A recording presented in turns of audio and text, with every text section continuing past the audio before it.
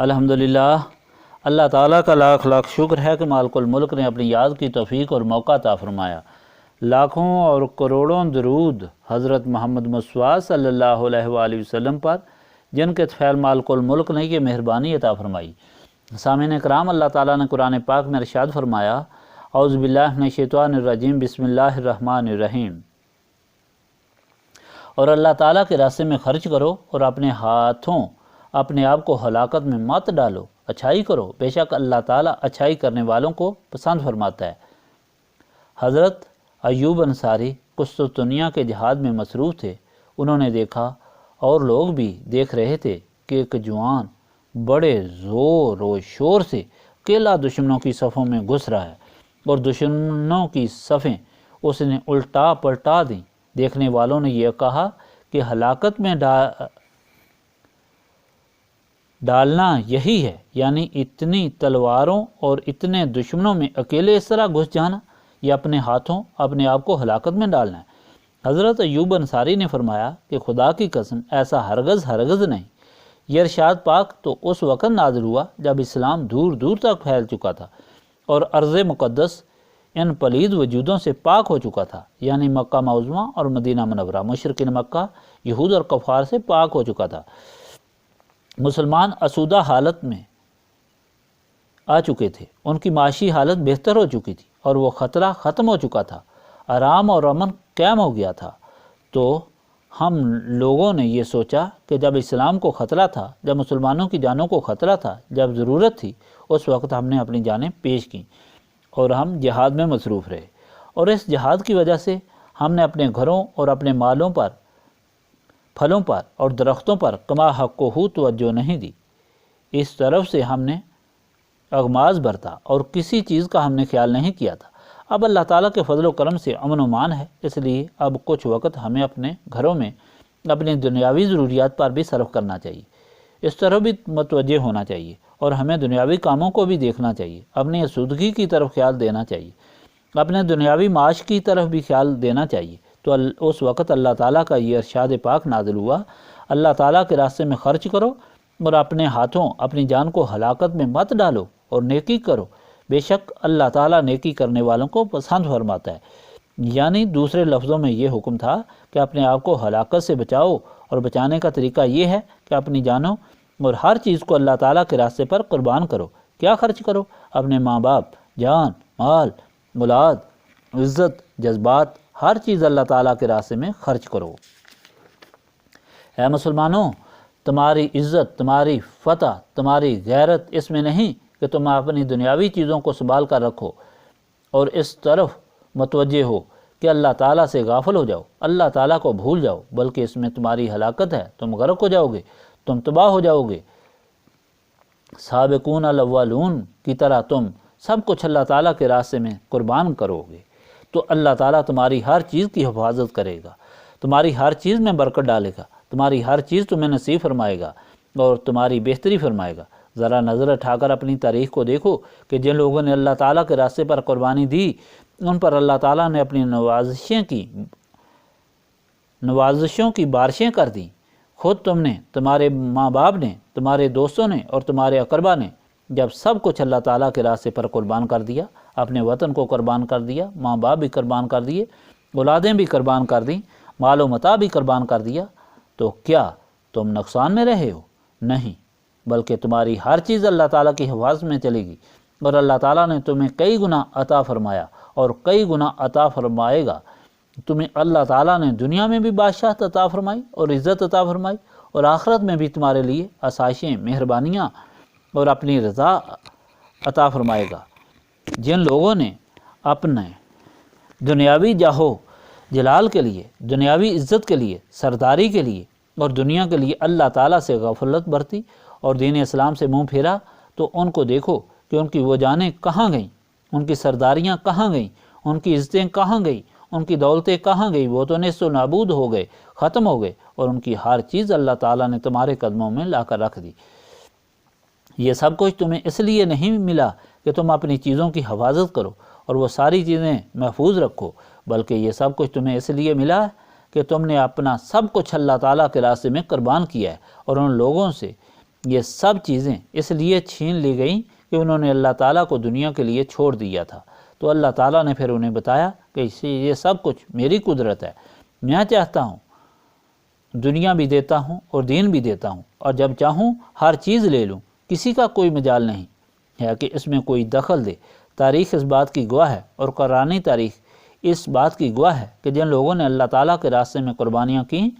اور اپنے آپ کو مٹا دیا، عزت بھی مٹا دی اور جذبات بھی مٹا دیے، تو اللہ تعالیٰ نے ان کے ہر چیز کی حفاظت خود کی۔ اگر اسلامی تاریخ کو آپ اٹھا کر دیکھیں تو حیران ہو جائیں گے کہ کس طرح لوگوں نے اپنے ماں باپ کو بھی قربان کیا، اولادوں کو بھی قربان کیا اور جذبات کو بھی قربان کیا۔ بدر کے مقام پر جب مسلمانوں نے اللہ تعالیٰ کے فضل و کرم سے فتح حاصل کی، سارے کفار قتل ہو گئے،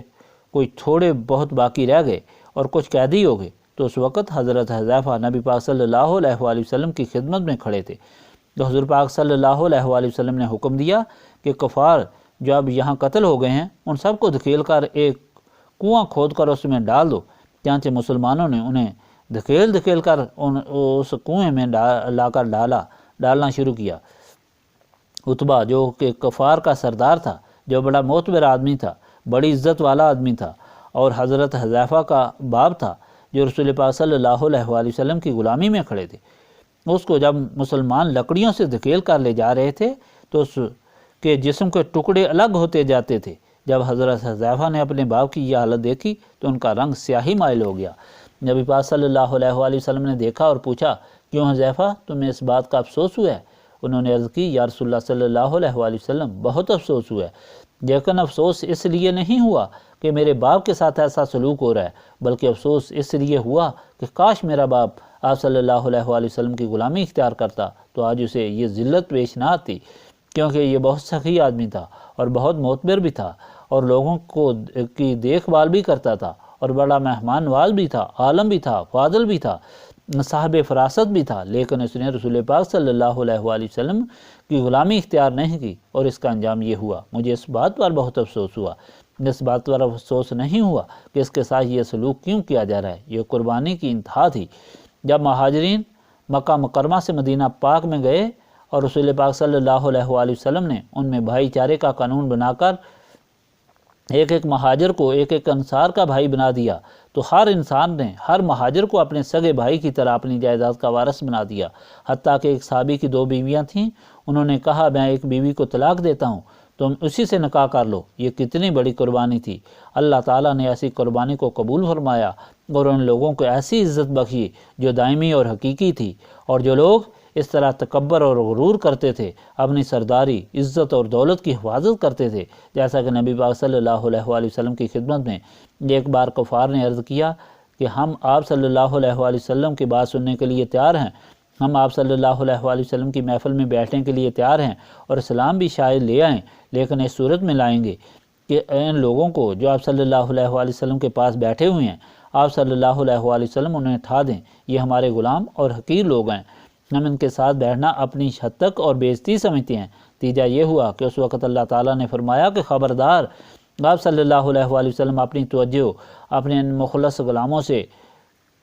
ہٹا نہ دیں، یہ تو ایسے لوگ ہیں کہ ان کی محفل میں جو بیٹھتا ہے وہ دونوں جہانوں کے غموں سے آزاد ہو جاتا ہے۔ یہ ابھی اپنی محفل سے اٹھتے نہیں کہ اللہ تعالیٰ کی طرف سے اعلان کرنے والا اعلان کر دیتا ہے کہ ان کے سارے گناہ معاف ہو گئے اور ان کے ٹھکانے جنت میں بن گئے۔ اس کے علاوہ تاریخ نے وہ بات بھی قلم بند کی اور ساری دنیا نے دیکھا کہ وہ لوگ جو دنیا کو سب کچھ سمجھتے تھے وہ خاک میں ملے اور ذلیل و خوار ہوئے، اور وہی لوگ ان کی جائیدادوں کے وارث بنے جن کو وہ حقیر سمجھتے تھے اور جنہوں نے سب کچھ اپنے اللہ تعالیٰ کے راستے میں قربان کر دیا تھا۔ وہ باغات، وہ سبزہ زار، وہ زمینیں، وہ محلات جو یہود مدینہ کی تھیں، خیبر اور مدینہ پاک میں وہ تمام کی تمام مسلمانوں کی ملکیت ہوئیں۔ کچھ لوگ وہاں تہ و تیگ ہو گئے اور کچھ جلا وطن کر دیے گئے۔ تو اللہ تعالیٰ نے اس وقت یہ فرمایا کہ جب مسلمانوں کے دل میں یہ خیال آیا کہ اس وقت تو ہم نے ہر طرح قربانی دی ہے، تو ہم تھوڑا آرام کر لیں اور پھر دنیا کی طرف متوجہ ہوں، تو حکم ہوا کہ خبردار ایسا مت کرنا، یہ تمہیں اس لیے آسودگی اور آرام اور عزت نہیں ملی کہ تم دنیا کی طرف متوجہ ہو جاؤ، بلکہ یہ تمہیں اس لیے ملی کہ سب کچھ تم نے اللہ تعالیٰ کے لیے قربان کیا تھا۔ اب اگر پھر تم دوبارہ دنیا کی طرف جاؤ گے تو یہ اپنے آپ کو اپنے ہاتھوں ہلاکت میں ڈالو گے۔ تمہارا انجام بھی ان لوگوں کی طرح ہوگا جن لوگوں نے دنیا کی طرف توجہ کی اور وہ ذلیل ہوئے۔ جس طرح ان کی سب چیزیں ان سے چلی گئیں، اسی طرح تمہاری بھی ساری چیزیں چلی جائیں گی،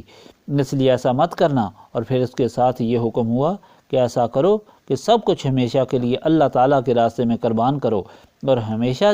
جہاد کے لیے تیار رہو۔ نبی پاک صلی اللہ علیہ وآلہ وسلم کی حدیث سے مبارک ہے کہ جو شخص جہاد کی تیاری میں رہتا ہے، اللہ تعالیٰ کے راستے میں جہاد کرنے کے لیے تیار رہتا ہے، اگر اسے جہاد کا موقع نہ بھی ملے پھر بھی اس کی قبر کا حساب اور عذاب معاف ہو جاتا ہے۔ جو اللہ تعالیٰ کے راستے میں شہید ہو جاتے ہیں انہیں ہمیشگی کی زندگی مل جاتی ہے اور وہ حیات جاوداں کے مالک ہو جاتے ہیں، اور انہیں دونوں جہان میں عزتیں حاصل ہو جاتی ہیں۔ جو غازی ہوتے ہیں ان کو بھی دونوں جہانوں کی عزتیں حاصل ہو جاتی ہیں۔ اللہ تعالیٰ نے یہ بتانے کے بعد پھر یہ ارشاد فرمایا کہ ہر کام جو تم کرتے ہو ہوا سے خوبصورتی کرتے ہو اسے خوبصورتی کے ساتھ اور اچھائی کے ساتھ کرو، کیونکہ اللہ تعالیٰ اچھائی کے ساتھ کام کرنے والے اور خوبصورتی کے ساتھ کام کرنے والے کو پسند فرماتا ہے۔ کس طرح؟ دیکھو، دنیا میں ایسے لوگ ہوتے ہیں جو ہمارے مشاہدے میں بھی آتے ہیں اور جن کے بارے میں تاریخ گواہی بھی دیتی ہے کہ وہ اللہ تعالیٰ کے راستے میں بڑی قربانی بھی دیتے ہیں، وہ اللہ تعالیٰ کے راستے میں بہت خرچ کرتے ہیں، مصیبتیں برداشت کرتے ہیں اور ہر قسم کی قربانی دیتے ہیں، لیکن ایک وقت ایسا آ جاتا ہے کہ ان کے دل میں یہ خیال پیدا ہو جاتا ہے کہ ہم نے اللہ تعالیٰ کے راستے میں بڑی قربانی دی۔ اس خیال کا ان کے دل میں آنا ان کے لیے بہت بڑی تباہی کا باعث بن جاتا ہے، کیونکہ کوئی شخص اللہ تعالیٰ کے راستے میں اس وقت تک اچھائی نہیں کر سکتا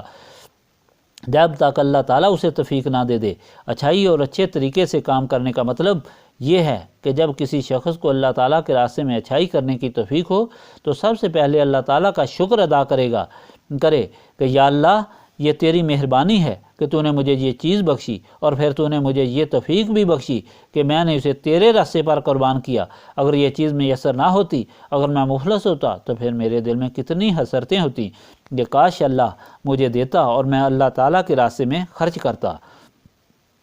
اور اگر تو مجھے دیتا اور میری رغبت دنیا کی طرف ہوتی تو میں یہی چیز حرام راستے پر خرچ کرتا، تو الٹا ثواب کی بجائے عذاب ہوتا۔ یہ سب تیرا احسان ہے کہ تو نے عطا بھی فرمایا اور اپنے راستے پر خرچ کرنے کی توفیق بھی عطا فرمائی۔ اگر میں بیمار ہوتا تو میں نماز بھی نہ پڑھ سکتا، لوگوں کو دیکھتا کہ وہ کس طرح باتیں کرتے ہیں، وہ نمازیں پڑھتے ہیں، کتنی میرے دل میں حسرت ہوتی کہ اگر تو مجھے صحت، آزادی اور جان دیتا اور وہ سب کچھ صحت، جان اور آزادی میں تیری بغاوت میں صرف کرتا تو پھر میں اپنے اوپر کتنا ظلم کرتا۔ یہ تیری مہربانی ہے کہ تو نے مجھے زندگی عطا فرمائی، تو نے مجھے صحت عطا فرمائی اور طاقت عطا فرمائی، اور پھر مجھے اپنے راستے میں استعمال کرنے کی ہمت اور توفیق بھی عطا فرمائی۔ ہر لحاظ سے یہ تیری مہربانی ہے۔ ایسا عمل کرو اور ایسی خوبصورتی سے کرو کہ ساری عمر گزر جائے۔ ایسی بات مت کرو کہ اپنے اعمال اپنے ہاتھوں سے غرق کر دو، تباہ کر دو۔ اللہ تعالیٰ ان لوگوں کو پسند فرماتا ہے جن کا انجام اچھا ہوتا ہے، کہ وہ اللہ تعالیٰ کے راستے پر ہمیشہ قائم رہتے ہیں، اور اللہ تعالیٰ کے راستے پر جو جہاد اور تکلیف ہوتی ہے اسی کو اپنی نجات اور بھلائی سمجھتے ہیں۔ شیطان کسی وقت بھی انسان سے غافل نہیں ہوتا، وہ لگاتار اس کے ساتھ کوشش میں مصروف رہتا ہے کہ کسی وقت بھی اسے گمراہ کر دو، کسی مقام پر بھی اسے اپنی طرف بلا لوں۔ اس لیے ایسا مت سوچو جب تک زندگی ہے۔ اس بات اور اس کا خیال رکھنے کی ضرورت ہے کہ انسان یہ دیکھتا رہے کہ میرے عمل میں کوئی ایسی بات تو نہیں آ گئی کہ جس سے اللہ تعالیٰ ناراض ہو۔ حضرت حسن بصری نے فرمایا کہ مومن کو کبھی تسلی نہیں ہوتی، وہ ہمیشہ پریشان رہتا ہے۔ اگر اس سے کوئی اچھائی نہ ہو تو پھر پریشان ہوتا ہے کہ میں نے یہ اچھائی کیوں نہیں کی، اور اگر وہ کوئی اچھائی یا نیکی کرے تو پھر وہ پریشان رہتا ہے کہ میں نے یہ نیکی اتنی تھوڑی کیوں کی، زیادہ کیوں نہیں کہی۔ تو مومن کو کبھی تسلی نہیں ہوتی، وہ ہمیشہ پریشان رہتا ہے۔ اللہ تعالیٰ فرماتا ہے کہ ہر کام اس طرح خوبصورتی اور اچھائی سے کرو کہ اللہ تعالیٰ اچھائی کرنے والوں کو پسند فرماتا ہے۔ حدیث قدسی ہے کہ نبی پاک صلی اللہ علیہ وآلہ وسلم نے فرمایا کہ حضرت عیسیٰ کو اللہ تعالیٰ نے حکم دیا تھا کہ اے عیسیٰ، اگر تم فرشتوں کے ساتھ آسمان پر اڑتے رہنا چاہتے ہو تو پھر تم اس طرح کرو کہ شفقت میں سورج کی طرح ہو جاؤ، یعنی جس طرح سورج ہر ایک پر مہربان ہوتا ہے وہ ہر ایک پر اچھائی بلا امتیاز کرتا ہے، اسی طرح اللہ تعالیٰ کے مخلوق پر مہربانی اور محبت کرو۔ پھر فرمایا کہ ستر ایوب، عیب چھپانے میں رات کی طرح ہو جاؤ، اور وہ اس طرح کہ رات لوگوں کے عیوب کو ڈھانپ لیتی ہے، کسی کو پتہ نہیں چلتا کہ کوئی کیا کر رہا ہے۔ اسی طرح اگر تم کسی کی برائی دیکھو تو اس کی پردہ پوشی کرو، اس پر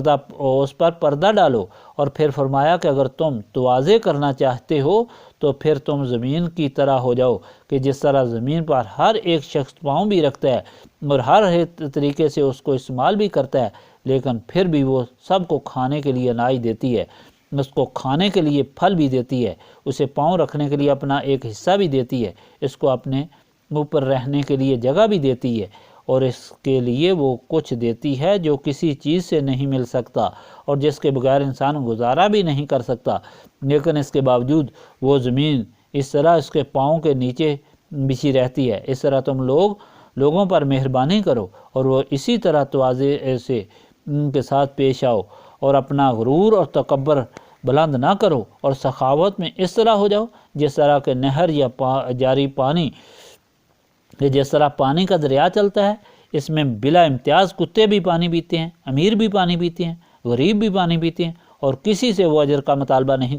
کرتا۔ اس طرح اللہ تعالیٰ کی مخلوق سے اچھائی کرو، اور اگر ایسا کرو گے تو اللہ تعالیٰ تمہیں پسند کرے گا، کیونکہ اللہ تعالیٰ اپنی مخلوق پر مہربانی فرماتا ہے۔ اللہ تعالیٰ کے ان سارے ارشادات پاک کا جو آپ کے سامنے پہلے بیان کیے گئے ہیں، خلاصہ یہ ہے کہ اللہ تعالیٰ نے سب سے پہلا حکم یہ فرمایا کہ مالک الملک نے مخلوق خدا کو پیدا فرما کر کے یوں ہی نہیں چھوڑ دیا، بلکہ اس کے لیے اس کی ہر ضرورت پوری فرمائی، اور سب سے بڑی اس کی ضرورت ہدایت ہے۔ اس کا سامان بھی پیدا فرمایا، اور اس ضرورت کا سامان اس طرح پیدا فرمایا کہ آدم سے لے کر نبی پاک صلی اللہ علیہ وآلہ وسلم تک رسولوں کی ایک جماعت بھیجی، اور انہیں قوانین عطا فرما کر بھیجا گیا اور نور نبوت عطا فرما کر بھیجا گیا۔ اللہ تعالیٰ کے قوانین کی آخری کتاب قرآن مجید ہے، جو مکمل ضابطہ حیات ہے۔ اس میں قیامت تک مخلوق خدا کے لیے ہدایت موجود ہے، جس پر عمل کر کے وہ دونوں جہانوں کی فلاح اور سعادت حاصل کر سکتا ہے۔ اللہ تعالیٰ نے نبی پاک صلی اللہ علیہ وآلہ وسلم کو کتاب عطا فرمائی، جنہوں نے یہ کتاب پڑھ کر لوگوں کو سنائی، سمجھائی اور سکھائی، اور جو نور نبوت آپ صلی اللہ علیہ وآلہ وسلم کو عطا فرمایا گیا، اس سے لوگوں کے باطنوں کو پاک اور صاف کر کے اپنے مال کو خالق سے مخلوق خدا کو ملایا۔ اللہ تعالیٰ کی ہدایت والی کتاب میں جو ہدایتیں ہیں وہ آپ کے سامنے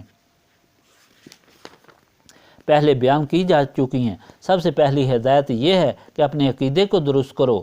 اور یہ بتایا گیا کہ عقیدہ کس طرح ہونا چاہیے، اور پھر یہ بتایا گیا کہ آپ اپنے اعمال کو درست کرو، اور پھر یہ بتایا گیا کہ وہ اعمال کس طرح ہونے چاہیے، پھر یہ بھی بتایا گیا کہ تمہیں اپنا مال اللہ تعالیٰ کے راستے میں خرچ کرنا چاہیے، پھر یہ بتایا گیا کہ ان سب کو حاصل کرنے کے لیے ہمیں اپنی بشریت کو مغلوب اور روحانیت کو غالب کرنا چاہیے، اور اس کے لیے تمہیں رمضان کے روزے رکھنے چاہیے تاکہ تمہاری بشریت مغلوب اور روحانیت غالب ہو۔ اور ساتھ ہی یہ بھی بتایا گیا کہ یہ ساری طاقتیں، یہ ساری ہمتیں، یہ ساری سمجھیں صرف اسی کو حاصل ہوتی ہیں جو نبی پاک صلی اللہ علیہ وآلہ وسلم سے نسبت قائم رکھے۔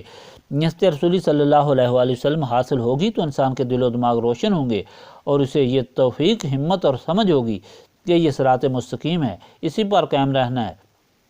اور اسی پر چلنے سے نجات ہے، اور پھر وہ اسی پر چلے گا، اور پھر وہ ہر قسم کی لالچ، خوف، ڈر، آرام اور عیش و عشرت سے منہ موڑ کر اللہ تعالیٰ کے حکم کے مطابق اپنی زندگی گزارے گا۔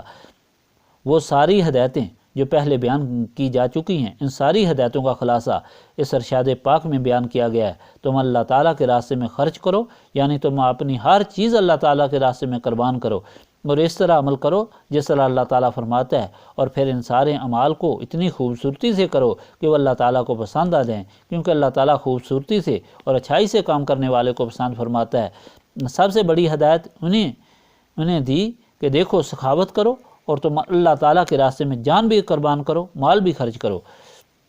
عزت بھی قربان کرو، ہر چیز قربان کرو۔ جتنا تم اللہ تعالیٰ کے راستے میں خرچ کرو گے، اس سے کئی گنا اللہ تعالیٰ تمہیں عطا فرمائے گا۔ تاریخ اس بات کی گواہ ہے کہ جنہوں نے اپنی اولادوں سے محبت کر کے اللہ تعالیٰ سے منہ موڑا، اللہ تعالیٰ سے غفلت برتی، تو وہی اولاد ان کی باغی ہوگی، اور وہی اولاد ان کی تباہی اور حسرت کا سامان ہوئی اور وہ ہمیشہ ذلیل و خوار ہوئے، وہ خود بھی اور ان کی اولاد بھی تباہ و برباد ہوئی۔ اور جن لوگوں نے حضرت ابراہیم کی طرح اپنی اولاد کو اللہ تعالیٰ کے راستے میں قربان کیا، ان کو وہ عزت ملی کہ خلیل اللہ کا خطاب ملا، اور قربان ہونے والوں کو ذبیح اللہ کا خطاب ملا، اور سارے جہان کو ان کی غلامی اور ان کی سنت ادا کرنے کا حکم دیا گیا، اور ان کی سنت ادا کرنے میں ہی ان کی نجات رکھ دی گئی، اور ایسی دائمی عزت رکھی گئی جو دونوں جہانوں سے اعلیٰ و ارفع ہے۔ یہ سارے احکام انسان اس وقت پورے کر سکتا ہے جب اس کے اندر ایک ایسی طاقت ہو جو نفس اور شیطان سے مقابلہ کر سکے، کیونکہ شیطان اور نفس انسان کے ساتھ ساتھ ہیں۔ جب انسان اللہ تعالیٰ کے حکم کو دیکھتا ہے تو اس کے ساتھ ہی شیطان اس کے دل میں ایسی رغبت پیدا کرتا ہے کہ وہ اللہ تعالیٰ کے حکم سے غافل ہو جاتا ہے یا اس میں کوئی کمی تلاش کرتا ہے، اور نتیجہ یہ ہوتا ہے کہ وہ گمراہ ہو جاتا ہے اور اچھے عمل سے محروم ہو جاتا ہے، جس کا ثبوت ہم تاریخ میں دیکھتے ہیں۔ اگر گزشتہ تاریخ کو چھوڑ کر مسلمانوں کی تاریخ اٹھا کر دیکھیں تو انسان کے اندر ہر چیز موجود ہوتے ہوئے بھی انسان ناشکرہ ہوتا ہے، اور اس کا سب سے بڑا ثبوت وہ جہاد ہے جس میں حضرت امام حسین رضی اللہ تعالیٰ عنہ کو شہید کیا گیا۔ وہاں ایک وہ جماعت تھی جو عالم بھی تھی، فاضل بھی تھی، حاجی بھی تھی، عابد بھی تھی، داڑیاں بھی ان کی تھیں، غرض ہے کہ یہ سب کچھ تھا، صرف ان کے پاس ایک چیز موجود نہیں تھی کہ شیطان اور نفس سے مقابلہ کر سکتے، اپنی دنیاوی خواہشات اور جذبات کو قربان کر دیتے اور اللہ تعالیٰ کی رضا چاہتے۔ وہ چیز ان کے پاس نہیں تھی۔ دوسری جماعت وہ تھی جن کے پاس صرف اور صرف اللہ تعالیٰ اور اس کے رسول صلی اللہ علیہ وآلہ وسلم کی محبت کے سوا کچھ نہ تھا، جس کی بنا پر اور نسبت رسولی صلی اللہ علیہ وآلہ وسلم کی بنا پر ان کے سامنے نہ زندگی کی محبت تھی، نہ آرام کی محبت تھی، اور نہ اولاد کی محبت تھی۔ انہوں نے کربلا میں جا کر اپنی اولاد، اپنی جان کا اللہ تعالیٰ کے حضور نذرانہ پیش کر دیا۔ دوسرے لوگوں نے جو مسلمان بھی کہلاتے تھے لیکن نسبت رسولی صلی اللہ علیہ وآلہ وسلم سے محروم تھے، اگرچہ عالم بھی تھے، عابد بھی تھے، حاجی بھی تھے اور سب کچھ تھے، مگر انہوں نے جگر گوشہ رسول صلی اللہ علیہ وآلہ وسلم کو ماں اولاد اور معصوم بچوں کے شہید کر کے اپنی دنیاوی اغراض و مقاصد کو حاصل کرنے کی کوشش کی۔ اسی طریق کو اگر آج دیکھا جائے تو ہر انسان اس بات کی گواہی دے گا کہ نسبت رسولی صلی اللہ علیہ وآلہ وسلم نہ ہونے کی وجہ سے سب چیزیں موجود ہوتے ہوئے بھی وہ لوگ ابدی لعنتی اور جہنمی ہوئے، اور جن لوگوں کے پاس نسبت رسولی صلی اللہ علیہ وآلہ وسلم تھی وقتی طور پر وہ ہر چیز سے محروم ہو گئے، لیکن وہ ابدی سعادت مند بنے اور دونوں جہانوں کی عزتیں اللہ تعالیٰ نے انہیں عطا فرمائیں۔ سامعین کرام، یہ ساری تاریخ آپ کے سامنے رکھنے اور اللہ تعالیٰ کا حکم بیان کرنے کا مقصد یہ ہے کہ اگر آپ یہ چاہتے ہیں کہ ایسی زندگی گزاریں کہ جس سے اللہ تعالیٰ بھی راضی ہو اور اس کا رسول بھی راضی ہو، اور آپ کو دونوں جہانوں کے غموں سے نجات ہو اور دونوں جہانوں کی خوشیاں حاصل ہوں، تو صرف ایک ہی طریقہ ہے کہ نسبت رسولی صلی اللہ علیہ وآلہ وسلم حاصل کی جائے۔ نسبت رسولی صلی اللہ علیہ وآلہ وسلم ہی وہ چیز ہے جو انسان کے دل و دماغ کو روشن کرتی ہے اور منور کر دیتی ہے کہ اسے اچھائی اور برائی کی حقیقت معلوم ہو جاتی ہے، ہر چیز کی حقیقت اس کے سامنے عیاں اور اشکار ہو جاتی ہے، اس لیے اسے اچھائی سے محبت اور برائی سے نفرت پیدا ہو جاتی ہے۔ اس کے اندر ایک ایسی طاقت ہو جاتی ہے جو شیطان اور نفس سے مقابلہ کرتی ہے، اور انسان صراط مستقیم پر قائم رہ کر سلامتی ایمان کے ساتھ زندگی کا سفر طے کرتا ہے۔ لیکن نسبت رسولی صلی اللہ علیہ وآلہ وسلم حاصل کرنے کے لیے سینوں کی صفائی کی ضرورت ہے، اور سینے صاف یاد الہی سے ہوتے ہیں، اور یہی اس محفل کی غرض و غایت ہے کہ وہ سارے لوگ جو یہ مدعا لے کر یہاں آئے ہیں، جو دنیاوی تفکرات اور دینی تکلیفات کا شکار ہوتے ہیں، انہیں یہاں بٹھا کر اللہ تعالیٰ کی یاد اس کثرت سے کرائی جائے کہ ان کے سینے اللہ تعالیٰ کی اس پاک یاد سے صاف ہو جائیں اور انہیں نسبت رسولی صلی اللہ علیہ وآلہ وسلم حاصل ہو، اور اس طرح وہ دونوں جہانوں کے غموں سے آزاد ہو جائیں اور دونوں جہانوں کی خوشیاں اللہ تعالیٰ انہیں عطا۔ اللہم صلی علی سیدنا محمد وعلی آلہ وصحابہ صلاۃ تکون لنا امان من کل خوف، لا الہ الا انت سبحانک انی کنت من الظالمین، استغفر اللہ العظیم الذی لا الہ الا هو الحی القیوم واتوب الیہ، استغفر اللہ العظیم الذی لا الہ الا هو الحی القیوم واتوب الیہ، استغفر اللہ العظیم الذی لا الہ الا هو الحی القیوم واتوب الیہ، ربنا تقبل منا انک انت السمیع العلیم وتب علینا انک انت التواب الرحیم۔